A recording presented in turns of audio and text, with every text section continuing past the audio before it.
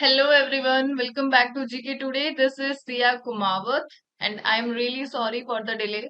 आज सुबह एक्चुअली मेरे सिस्टम में कुछ प्रॉब्लम आ गई थी, इस कारण मैं अर्ली मॉर्निंग वीडियो नहीं डाल पाई। अब मेरा सिस्टम प्रॉपर वर्क कर रहा है, सो अब मैं ये वीडियो डाल रही हूँ। सो स्टार्ट करते हैं आज का यानी 14th ऑफ जून के top MCQs from GK today. Start करते हैं सेशन। So first question है which northeast state UT recently released the district good governance index? So किस उत्तर पूर्व राज्य या केंद्र शासित प्रदेश ने हाल ही में जिला सुशासन सूचकांक यानी DGGI district good governance index जारी किया है? सो आंसर होगा इसका अरुणाचल प्रदेश। अरुणाचल प्रदेश ने अपना फर्स्ट DGGI इंडेक्स को रिलीज किया है। इस तरह का ये जो इंडेक्स है ये पहला इंडेक्स है किसी north east state of India का। क्या बताया गया है इस डिस्ट्रिक्ट गुड गवर्नेंस इंडेक्स में? इस डिस्ट्रिक्ट गुड गवर्नेंस इंडेक्स में जो अरुणाचल प्रदेश है उसके टोटल 25 डिस्ट्रिक्ट के गवर्नेंस को शो किया गया है। बस इतना आप ध्यान रखिए कि अरुणाचल प्रदेश के गवर्नेंस को दिखाया गया है, 25 डिस्ट्रिक्ट के गवर्नेंस को दिखाया गया है किसमें? DGGI में। किसने प्रिपेयर किया है इसको? It is prepared by DARPG यानी department of administrative reform and public grievances and साथ ही साथ अरुणाचल प्रदेश की दोनों का ज्वाइंट इंडेक्स है ये district good governance index. Fine. अब बात हो रही है यहाँ पे अरुणाचल प्रदेश की। अरुणाचल प्रदेश पहले क्या था? यूटी था। इंडिया में जब अरुणाचल प्रदेश था तो सबसे पहले ये यूटी था। कौन सी डेट को ये यूटी बना था? 20 जनवरी 1972 को ये यूनियन टेरिटरी बना था। देन 20 फरवरी 1987 को इसको स्टेट का दर्जा मिला। ठीक है, 1987 largest state of north east India. ठीक है, तो जो अरुणाचल प्रदेश है वो लार्जेस्ट स्टेट है किसका? नॉर्थ ईस्ट इंडिया का। जो कैपिटल है अरुणाचल प्रदेश की वो क्या है? ईटानगर है। एंड सीएम और गवर्नर, सीएम कौन है अरुणाचल प्रदेश की रिसेंटली? पेमा खांडू है। एंड गवर्नर कौन है? वो है केवल्य त्रिविक्रम। फाइन। अब बात हो रही है यहाँ पे इंडेक्सेस की। कल भी मैंने आपको इंडेक्स बताए थे, तो अपन फटाफट से एक बार सबको रिवाइज कर लेते हैं। जितनी बार भी कोई टॉपिक आएगा मैं आपको बार बार रिवीजन कराऊंगी। जैसे कि हमने कल बात की थी कि वर्ल्ड प्रेस फ्रीडम इंडेक्स आया था जिसमें इंडिया की रैंक कितनी थी? 161 थी। टॉप किसने किया था? नॉर्वे ने किया था। हैंके 2022 का इंडेक्स आया था, मिजरी इंडेक्स आया था जिसमें इंडिया का रैंक था 103rd था और टॉप किसने किया था? जिम्बाब्वे ने किया था। इसी के साथ एक इंडेक्स आया था, डेमोक्रेसी रिपोर्ट आई थी 2023 को वी डैम ने लॉन्च किया था और टॉप किसने किया था? डेनमार्क ने किया था। इंडिया की रैंकिंग दो कैटेगरी में दी गई थी, एक तो एलडीआई में और एक ईडीआई में। एलडीआई में इंडिया की रैंकिंग 97 थी जबकि ईडीआई में इंडिया की रैंकिंग 108 थी। हैप्पीनेस इंडेक्स आया था, वर्ल्ड हैप्पीनेस इंडेक्स, जिसमें इंडिया की रैंकिंग 126 थी और टॉप किया था फिनलैंड ने किया था। इसी के साथ आपको याद रहेगा इंटरनेशनल आईपी इंडेक्स आया था यानी इंटेलेक्चुअल प्रॉपर्टी इंडेक्स आया था जिसमें इंडिया की रैंक थी 42 और टॉप किया था किसने? यूएसए ने किया था। इसी के साथ आया था करप्शन परसेप्शन इंडेक्स आया था जिसमें फर्स्ट कौन था? डेनमार्क था और इंडिया की रैंकिंग कितनी? 85 थी इंडिया की रैंकिंग। एक आया था ग्लोबल रिस्क रिपोर्ट 2023 जिसकी थीम आप ध्यान रख लेना, कॉपरेशन इन फ्रेगमेंटेड वर्ल्ड। और इसी के साथ आज तीन इंडेक्स अपन और ऐड कर लेते। ग्लोबल पेंशन इंडेक्स जिसमें इंडिया की रैंक 41 थी एंड टॉप किया था किसने? आइसलैंड ने किया था पेंशन इंडेक्स में। एक आया था गैलॉप का लॉ एंड ऑर्डर इंडेक्स जिसमें इंडिया को स्कोर मिला था 80 का स्कोर मिला था और टॉप किया था किसने? सिंगापुर ने किया था। और एक हंगर इंडेक्स आया था, हंगर इंडेक्स किसका? ग्लोबल हंगर इंडेक्स जिसमें जो इंडिया की रैंकिंग थी वो 107 थी और टॉप किसने किया था? बेलारूस ने किया था। फाइन, ऑलराइट, आगे बढ़ते। नेक्स्ट है which space agencies researchers conducted fried space food experiment. किस अंतरिक्ष एजेंसी के शोधकर्ताओं ने फ्राइड स्पेस फूड एक्सपेरिमेंट किया? ठीक है, आंसर होगा इसका ESA यानी यूरोपियन स्पेस एजेंसी। सो यूरोपियन स्पेस एजेंसी का मिशन था ये फ्राइड स्पेस फूड एक्सपेरिमेंट। इसमें क्या किया गया? एक्चुअल में इसमें पैराबोलिक फ्लाइट परफॉर्म की गई। कैसी फ्लाइट? पैराबोलिक। ठीक है, पैराबोलिक फ्लाइट को परफॉर्म किया गया। ये जो टर्म मैं यूज कर रही हूँ पैराबोलिक फ्लाइट, इसका मतलब क्या है? इसको यूज किया जा रहा है डिस्क्राइब करने में। किसको डिस्क्राइब करने में? एक प्रोसीडियर है जिसमें एयरक्राफ्ट को एलिवेट कराया जाता है। कितनी हाइट पर? 20,000 फीट की हाइट पे। मतलब जो एयरक्राफ्ट है वो 20,000 फीट की मिनिमम एल्टीट्यूड के ऊपर से अपने आप ऊपर उठेगा। ये प्रोसीड्यूर क्या था? Parabolic flight performance. किसके through? Fried space food experiment, जिसको किसने लॉन्च किया? ईएसए ने, यूरोपियन स्पेस एजेंसी। अब ईएसए की बात हो रही है तो ईएसए के जो अदर मिशन आए थे जस्ट लाइक क्रायोसैट, आपको याद रहेगा अभी मई में ही आया था। क्रायोसैट किसका था? यूरोपियन स्पेस एजेंसी का था। अर्थ ऑब्जर्वर है जो कि ये क्रायोसैट। इसी के साथ ईएसए का एक आया था मीटियोसैट 12, जो कि ये क्या थी? वेदर सैटेलाइट थी, जिसको लॉन्च किया था किसने? ईएसए ने, यूरोपियन स्पेस एजेंसी ने। Alright, move to the next. Next question है, which state UT launched integrated water resources action plan 2023-25? किस राज्य केंद्र शासित प्रदेश ने integrated water resource action plan 2023-25 launch किया है? आंसर होगा इसका हरियाणा। हरियाणा की गवर्नमेंट ने लॉन्च किया है integrated water resource action plan 23-25। क्या करेगा ये? स्ट्रेंथन करेगा वाटर कंजर्वेशन एफर्ट्स। किसमें? राज्य में, यानी हरियाणा स्टेट में जो वाटर कंजर्वेशन एफर्ट्स है उसको स्ट्रेंथन करेगा। और इसका एम क्या है? इसका एम है ट्विन चैलेंजेस से निपटना है। क्या है? ट्विन चैलेंजेस को फेस करना है। एंड वो ट्विन चैलेंजेस क्या है? Water depletion and water logging. Fine. अब बात हो रही है यहाँ पे स्टेट वाइज। स्टेट कुछ न्यूज हम यहाँ पर कवर कर लेते हैं। स्टेट न्यूज में आपको एक याद रहेगा, उत्तराखंड की न्यूज थी क्या? कि उत्तराखंड गवर्नमेंट ने वहां की एक रिवर है जहां पर माइनिंग वर्क चल रहा था, उसको कंटिन्यू करने के ऑर्डर दे दिए हैं। रिवर कौन सी है? गोला रिवर है। और उत्तराखंड की गवर्नमेंट ने गोला रिवर में जो माइनिंग वर्क है उसको कंटिन्यू करने के ऑर्डर फिर से दे दिए हैं। कहाँ पर? ये कौन से डिस्ट्रिक्ट में है? नैनीताल डिस्ट्रिक्ट में है। लेसर हिमालय से ओरिजिन होती है। इसी के साथ याद रहेगा आपको केरल का, कि केरल का है एक क्या? K FON fibre optic network project. K FON यानी Kerala fibre optic network project. इसका एम क्या है? प्रोवाइड कराना है free internet access to the 20 lakh people in Kerala. Kerala में फ्री इंटरनेट प्रोवाइड कराएगा के फोन मिशन। इसी के साथ पंजाब ने की थी होस्ट किस चीज की? पंजाब होस्ट सिटी रहा किसका? National conference on recent advances in school education. School education पर नेशनल कॉन्फ्रेंस हुआ था, जिसकी होस्ट सिटी कौन था? पंजाब था। और पंजाब में भी कौन? एनआईटी जलंधर।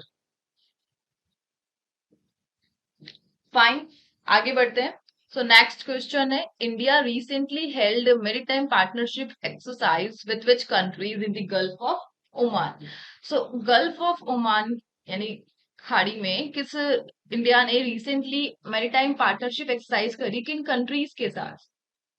कंट्रीज है India, France and UAE. Option number एक, यानी इंडिया ने जो ये मैरीटाइम पार्टनरशिप एक्सरसाइज करी है ये फ्रांस के साथ करी है और यूएई के साथ करी है। और कहाँ पर हुई है? गल्फ ऑफ ओमान में हुई है। ठीक है, अब यहाँ पर मैंने कल आपसे प्रॉमिस किया था कि मैं को रिवीजन कराऊंगी। आज हम यहाँ पर क्या करने वाले, जितने भी ऑपरेशन चलाए हैं ना इंडियन गवर्नमेंट ने, हम उसका रिवीजन करेंगे। जो one day point of view से इंपॉर्टेंट है हम वो ऑपरेशन का रिवीजन करने वाले हैं। फर्स्ट मैं बात करती हूँ ऑपरेशन गंगा। ऑपरेशन गंगा आया था 2022 में आया था। और किसके लिए आया था? रशिया और यूक्रेन में जो कॉन्फ्लिक्ट चल रहे थे वहां पर फंसे इंडियंस को वापस लाने के लिए चलाया गया था ऑपरेशन गंगा, रशिया और यूक्रेन में। देन नेक्स्ट अपन बात करते हैं ऑपरेशन देवी शक्ति। ऑपरेशन देवी शक्ति 2021 में चलाया था। और क्या किया था, जो इंडिया ने 2021 में ऑपरेशन देवी शक्ति के तहत अफगानिस्तान से हंड्रेड्स ऑफ इंडियंस को निकाला था। सो ये चला था अफगानिस्तान में। देन हम बात करते हैं ऑपरेशन वंदे भारत। ये आया था, ये भी 2021 में ही आया था। और ये कब आया था, कोविड एरा में आया था, यानी कोविड एरा में ग्लोबल लेवल पे फंसे हुए इंडियंस को वापस लाने के लिए। देन हम बात करते हैं ऑपरेशन समुद्र सेतु। ये आया था 2020 में आया था, और ये भी हुआ था कोविड एरा, यानी कोरोना में फॉरेन में फंसे इंडियंस को लाने के लिए। और कब स्टार्ट हुआ था ये, 5 मई 2022 को, और एक नवल ऑपरेशन था ये। देन बात करते हैं अपन ऑपरेशन मैत्री। सो ऑपरेशन मैत्री आया था 2015 में आया था। सो जो नेपाल में अर्थक्वेक आया था, वहां पर फंसे इंडियंस को निकालने के लिए ऑपरेशन मैत्री 2015 में इंडियन गवर्नमेंट ने अरेंज किया था। देन हम बात करते हैं ऑपरेशन राहत। सो ऑपरेशन राहत 2015 में इंडियन गवर्नमेंट ने चलाया था। कहाँ पर चलाया था, यमन और सऊदी अरेबिया के कॉन्फ्लिक्ट में। यमन एंड सऊदी अरेबिया, यानी यमन में स्टार्ट हो गया था क्या, गृह युद्ध। और बाद में सऊदी अरेबिया ने भी क्या कर दिया था, नो फ्लाइंग जोन। उस टाइम पे इंडियंस जो फंसे थे उनको वहां से लाने के लिए चलाया गया था ऑपरेशन राहत। देन बात करते हैं ऑपरेशन सेफ होम कमिंग। ये चला था 2011 में चला था, और कहाँ पे चला था, लीबिया में फंसे इंडियंस को लाने के लिए। और एट लास्ट हम बात कर लेते हैं ऑपरेशन सुकून, जो चला था 2006 में। और क्यों चलाया था ऑपरेशन सुकून, Israel and Lebanon, Israel and Lebanon के बीच जब वॉर हुआ था, तब वहां पे फंसे इंडियंस को लाने के लिए चलाया गया था ऑपरेशन सुकून 2006 में। ऑलराइट, सो ये हो गया ऑपरेशंस का रिवीजन। ध्यान रख सकते, गंगा, देवी शक्ति, वंदे भारत, राहत, सेफ होम कमिंग, सुकून, समुद्र सेतु एंड मैत्री। आगे बढ़ते, सो नेक्स्ट है, which institution is set to introduce new college degree title including a Bachelor of Science degree in Arts, Humanities, Management and Commerce. So, कौन सा संस्थान है जो कला, ह्यूमैनिटी, मैनेजमेंट, कॉमर्स में बैचलर ऑफ साइंस की degree सहित नए कॉलेज डिग्री को लाने में रेडी कर रहा है, एक न्यू डिग्री इंट्रोड्यूस कर रहा है? कौन कर रहा है? सो आंसर होगा यूजीसी। यूजीसी यानी यूनिवर्सिटी ग्रांट कमीशन।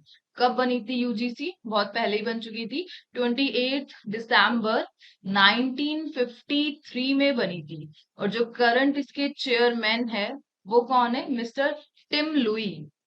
सो जो यूजीसी है उसका सेक्शन 22, यानी section 22 of the UGC act empowers the university grants commission to notify degree nomenclature, यानी डिग्री को नए नॉमनक्लेचर देने के लिए जो सेक्शन 22 है किसका, यूजीसी एक्ट का, वो यूजीसी को परमिशन देता है इसके लिए। और क्या कर रहा है यूजीसी, जो न्यू एजुकेशन पॉलिसी थी, एनईपी 2020 आई थी, तो न्यू एजुकेशन पॉलिसी को फॉलो करते हुए जो यूजीसी है वो एक प्रिपेयर कर रहा है न्यू कॉलेज डिग्री को इंट्रोड्यूस करने का, just like bachelor of science in humanities, management and arts.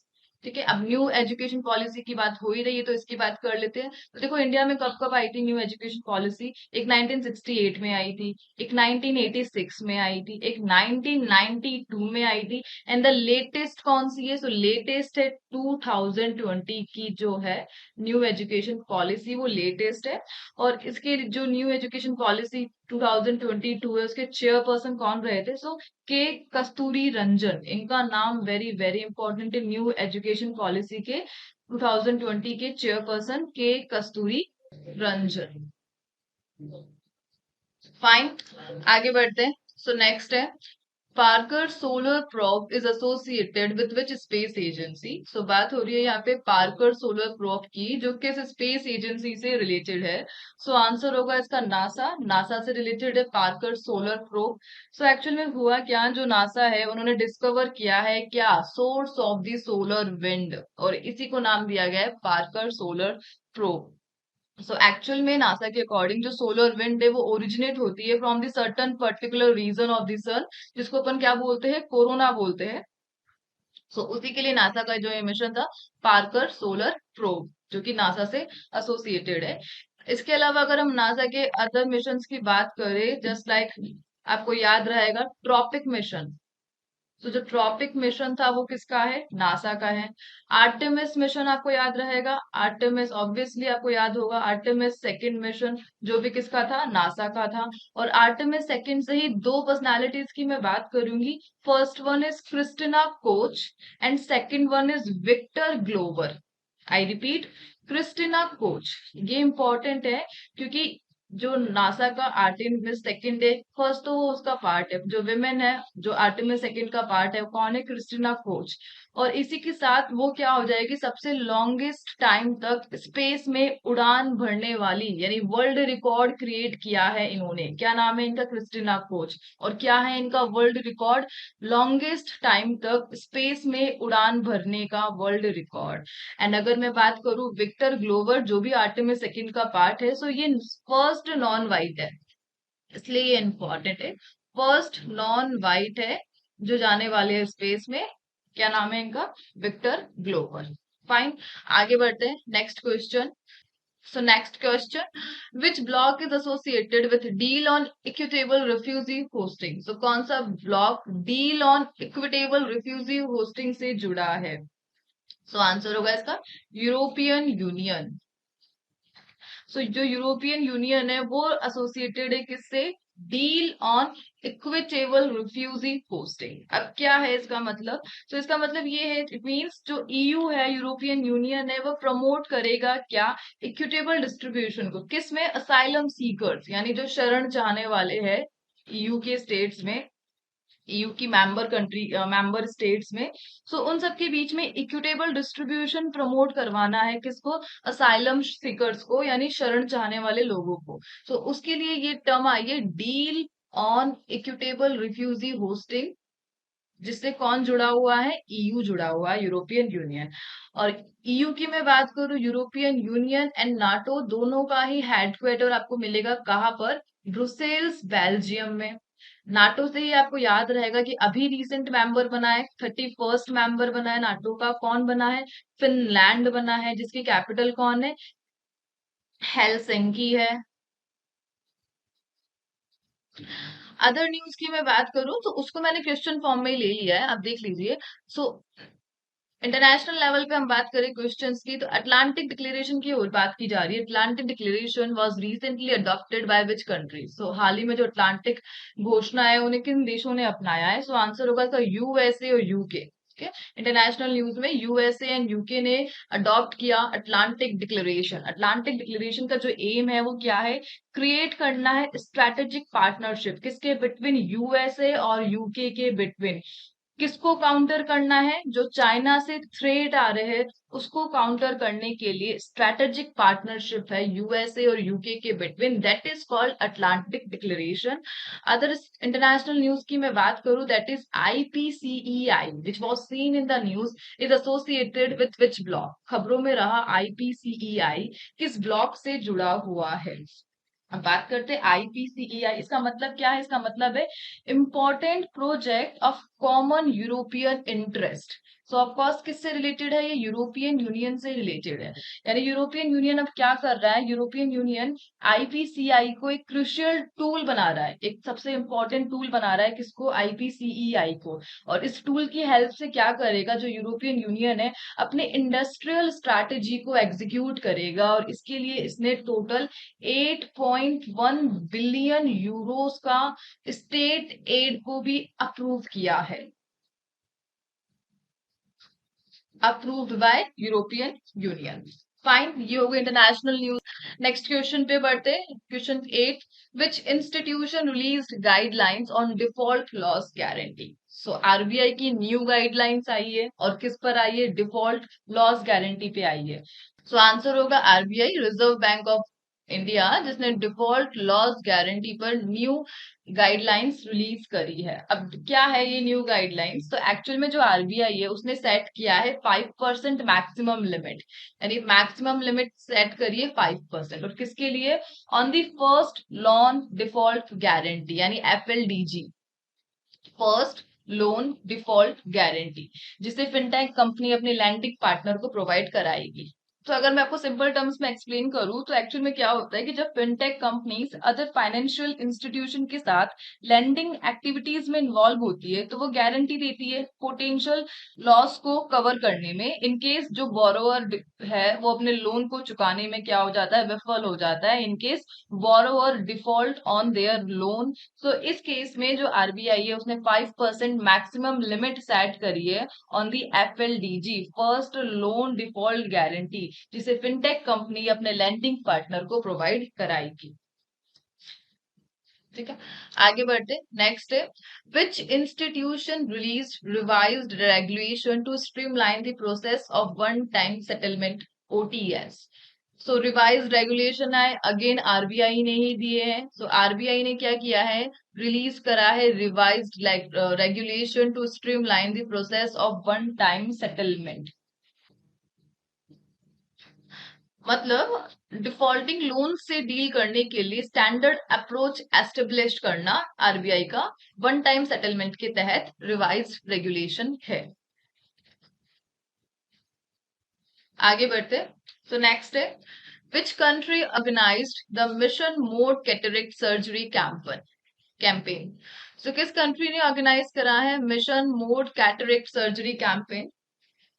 Cataract यानी मोतियाबिंद किसने किया है, सो आंसर होगा इंडिया। सो इंडिया का मिशन था मिशन मोड कैटरेक्ट सर्जरी।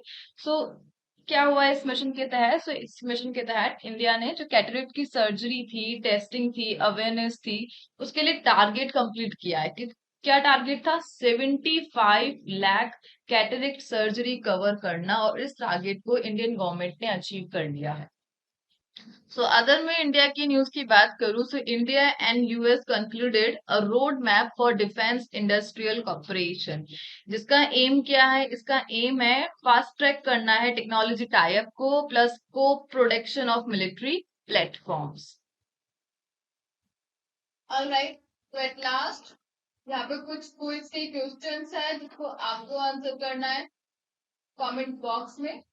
तो इसी के साथ ये सेशन होता है कंप्लीट। आई होप आपको अच्छा लगा होगा और मिलते हैं नेक्स्ट सेशन के साथ next class. Till that take care and do revision.